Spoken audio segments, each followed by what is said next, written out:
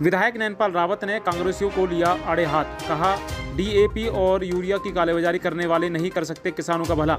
मुख्यमंत्री और प्रधानमंत्री सच्चे किसान हितैषी हैं। हरियाणा के वेयरहाउस के चेयरमैन एवं पृथला के विधायक नैनपाल रावत ने कहा कि भूपेंद्र सिंह हुड्डा के राज में कांग्रेसी डीएपी और यूरिया की कालेबाजारी करते थे। धरने पर बैठे लोग किसान नहीं हैं बल्कि कांग्रेस के कार्यकर्ता हैं, क्योंकि किसान कभी किसी का नुकसान नहीं कर सकता, वह तो आमजन को पेट भरने का काम करता है। मुख्यमंत्री मनोहर लाल और प्रधानमंत्री नरेंद्र मोदी ही किसानों के सच्चे हितैषी हैं।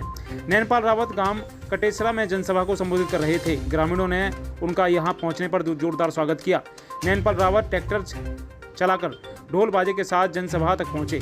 इस मौके पर उन्होंने कहा कि गांववासियों ने जो भी समस्या उनके समक्ष रखी हैं उनको जल्द ही पूरा कर दिया जाएगा, क्योंकि कोरोना के चलते क्षेत्र में अभी कोई भी विकास नहीं हुआ है। उन्होंने गांव के विकास के लिए 51 लाख रुपए की राशि देने की घोषणा भी की है।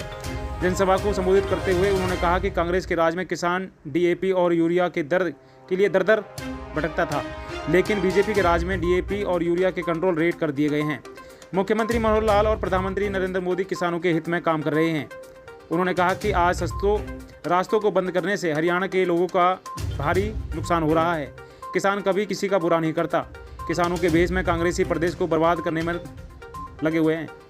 कांग्रेस या अन्य दल चाहे कितने भी हथकंडे अपना ले, एलनाबाद के बाद चुनाव में भी निश्चित तौर पर जीत बीजेपी की होगी। देखिए, आज ये कटेसरा और कोरारा, क्योंकि अब कोरोना काल मेरे हिसाब से चला गया है। आज यहाँ के हमारे सभी सरदारों ने, दोनों बस्तियों के जो जुम्मेदार जो हमारे बुजुर्ग हैं, उन्होंने, युवा साथियों ने, माताओं बहनों ने एक स्वागत का कार्यक्रम रखा था।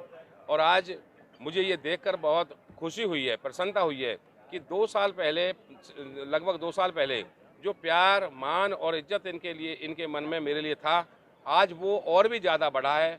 क्योंकि 2 साल में कोरोना की वजह से काम चाहे बेशक नहीं हुए, लेकिन इनको जो मैं जितना मान, आदर, सम्मान और इनके रोज़मर्रा के जो काम कर सकता था वो मैंने किए हैं।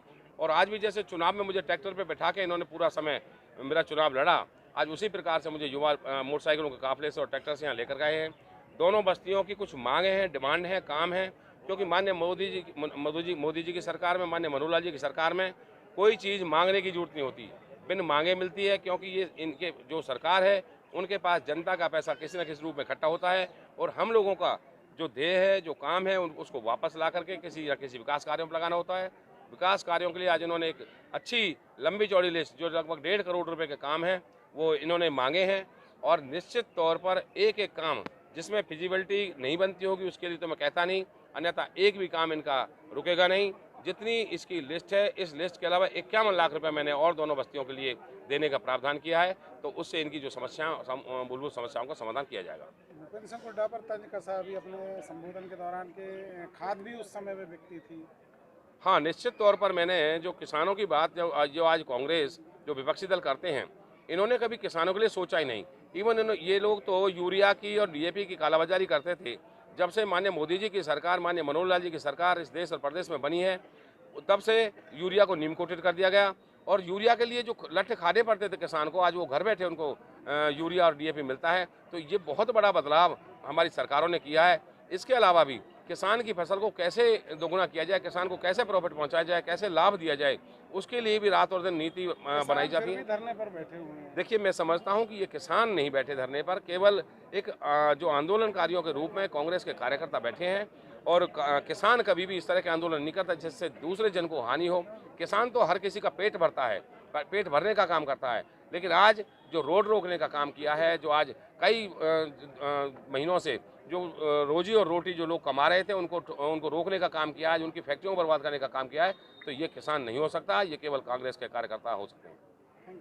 आप देख रहे थे A to Z news update. हमारे चैनल को लाइक करें, सब्सक्राइब करें। धन्यवाद।